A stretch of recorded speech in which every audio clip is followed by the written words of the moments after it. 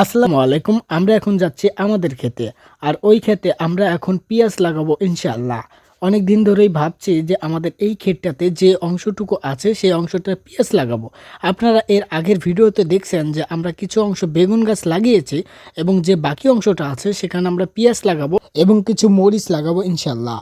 পিঁয়াজ লাগানোর জন্য লাঙ্গল লাগে, লাঙ্গল দিয়ে দাগ টেনে টেনে পিঁয়াজ সঠিকভাবে লাগাতে হয়। কিন্তু আমাদের কাছে যেহেতু লাঙ্গল নেই সেজন্য আমাদেরকে হাত দিয়েই পিঁয়াজ লাগাতে হবে। আমরা পাসুন এবং হাত দিয়েই পিঁয়াজ লাগাচ্ছি। আমাদের তো তেমন বড় ক্ষেত না যে অনেক পেঁয়াজ লাগাবো, সেজন্য আমাদের ওইভাবে লাগাতে হবে। আমরা অল্প একটু পেঁয়াজ লাগাবো, আপনারা দেখতে পাচ্ছেন আমরা এই পেঁয়াজটি লাগাবো, অল্প একটু পেঁয়াজ এখানে। তো এই পেঁয়াজটি লাগানোর জন্য আমাদের মানে ওই নাঙ্গল দিয়ে দাগ টেনে ওই রকম করার এখন সময় নেই, আর আমাদের কাছে বর্তমানে নাঙ্গলও নেই। অল্প কিছু পেঁয়াজ, সেজন্য আমরা ওইভাবেই লাগাচ্ছি। এই যে হাতে পাসুন নিয়ে পাসুন দিয়ে খুঁড়ে খুঁড়ে এগুলো লাগাচ্ছি। আর এই মাটিগুলো চাষ করতে আমাদের অনেক কষ্ট হয়েছে। আপনারা হয়তো জানেন যে এই কতদিন হলো এই মাটিগুলো আমরা কোবাচ্ছি এবং কুবিয়ে কুবিয়ে এই মাটিগুলো এমন ফিনিশ করছি যা বলার মতো না। এখন এতটাই ফিনিশ করছি যে মানুষ দেখলে ভাববে যে এটা কোনো ট্রাক্টর বা পাওয়ার টিলার দিয়ে করা হয়েছে। আসলে তা না, এটা আমরা হাতে কোদালে করেছি।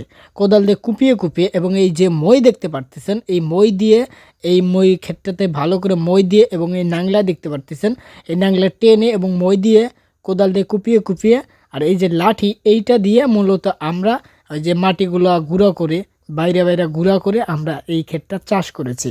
অনেক দিন সময় লাগছে এই ক্ষেতটা চাষ করতে। একটু একটু চাষ করে যে কিছুদিন আগে বেগুন লাগাইছি, আর একটু আছে এখন পেঁয়াজ লাগাবো, আর একটু বাকি থাকবে সেগুলোতে আমরা মরিচ গাছ লাগাবো ইনশাল্লাহ। তো ভিডিওতে দেখতে পাচ্ছেন যে এখানে আমরা লাঠি দিয়ে বাইরাচ্ছি। এটা কেন বাইরাচ্ছি? আসলে এটা বাইরানোর একটা উদ্দেশ্য আছে, কারণ এই যে এখানে কিছু হুড়া দেখতেছেন, ওরা বলতে এখানে আমরা বুঝাইছি যে আমাদের যে এই ক্ষেতে যতগুলা ঘাস ছিল, মানে ক্ষেত কুবাইতে কুবাইতে ঘাসগুলো তো আমরা আবার বাঁচতেছি, মানে বাঁচার পরে যেটা থাকে ওইটাকে আমরা হুড়া বলি। তো এখানে মানে ওই ঘাসগুলো ওরা বাইসা তারপর ওখানে রাখছি, সেগুলো এখন বাইরাচ্ছি, মানে রোদে শুকাইতে দিছিলাম। রোদে ইনশাল্লাহ এখন শুকাইছে, সেজন্য এগুলো বাইরাচ্ছি। বাইরে এগুলো যে মাটিগুলো থাকে সেই মাটিগুলো ছাড়াই এগুলো আর আমরা পুকুরে নিয়ে যাবো। পুকুরে নিয়ে গিয়ে এই ঘাসগুলো ভালো করে ধুইলে এই ঘাসগুলো আবার গড়িয়ে খাইতে পারবে। এবং দেখতে পাচ্ছেন এই বেগুন গাছ, এখানে অল্পই কিছু বেগুনের চারা লাগাইছিলাম, মানে জায়গাটা একটু অল্প, মানে হালকা কিছু বেগুনের চারা, 4-5টা বেগুনের চারা লাগাইছিলাম। এই বেগুনগুলো মাশাআল্লাহ অনেক বড় হয়ে গেছে এবং কিছু কিছু বেগুনও ধরছে। এই যে বেগুনের ফুল আসছে, এই যে বেগুনও ধরছে আলহামদুলিল্লাহ।